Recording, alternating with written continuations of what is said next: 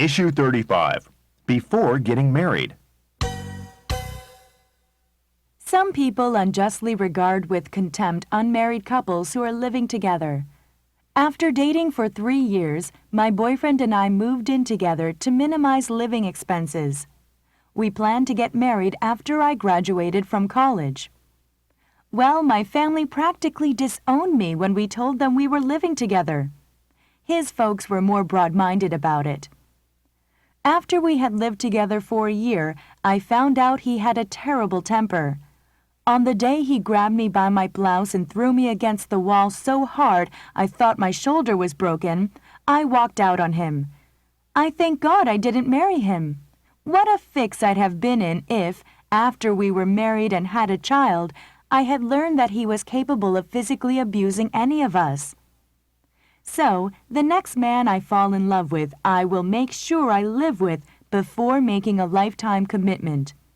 Living together before marriage may be a sin, but it's the only way one can really get to know a person before it's too late.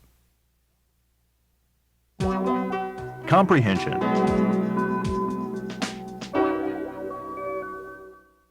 1. What do people think about unmarried couples living together? 2. What was the reason the woman began to live with her boyfriend before they got married? 3. When did they plan to marry? 4. How did her family react when they learned she was living with her boyfriend? 5. What did his family think about it? 6. After they lived together for a year, what did she find out? 7. Why is she thankful for not having married him? 8. Would she live with the next man she loves? 9. What does she think is the only way to get to know a potential spouse?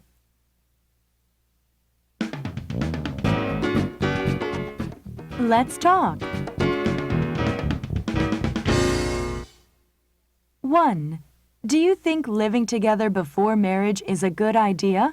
Why or why not? 2. Why do some people have contempt for those who live together without being married? 3. What would you say if one of your children were going to live with someone of the opposite sex? 4.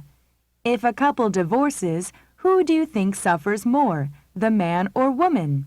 Or neither suffers more than the other?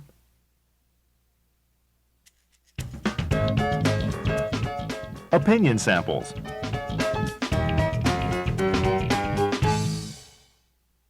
1.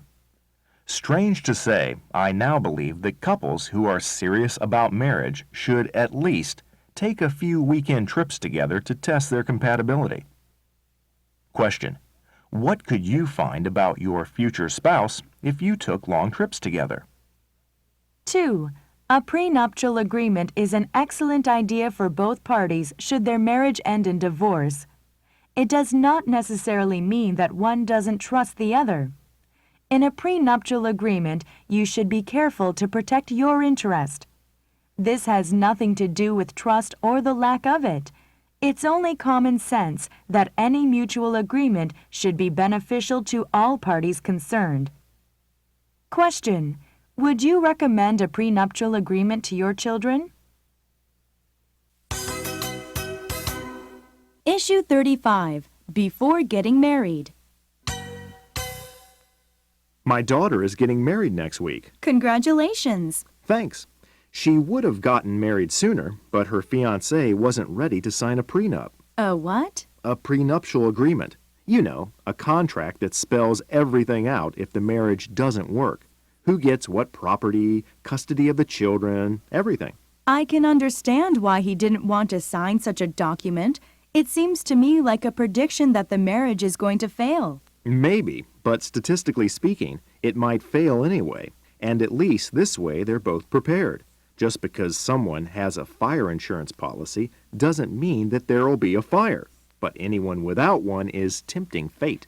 A fire is a natural random event. It can happen anywhere. But marriage and divorce are dependent on human decision. People enter into them of their own free will. Of course they do. the same way they sign an employment contract. No one wants to do work for someone else without knowing how much pay there will be and when payday is. It's the same thing.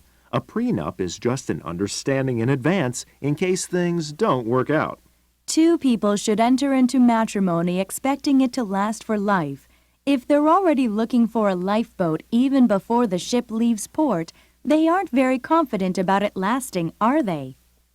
They're merely being prudent. After all, the Titanic was supposed to be unsinkable, and it went down on its maiden voyage. But if the passengers had known that in advance, they wouldn't have gone. But they didn't know, did they? And there weren't nearly enough lifeboats. A little bit of forethought could have saved hundreds of lives. Questions. 1. Why does he think prenuptial agreements are a good idea? 2. Why does she disagree with him? 3. Do you think the analogy with the Titanic is apt? Why or why not?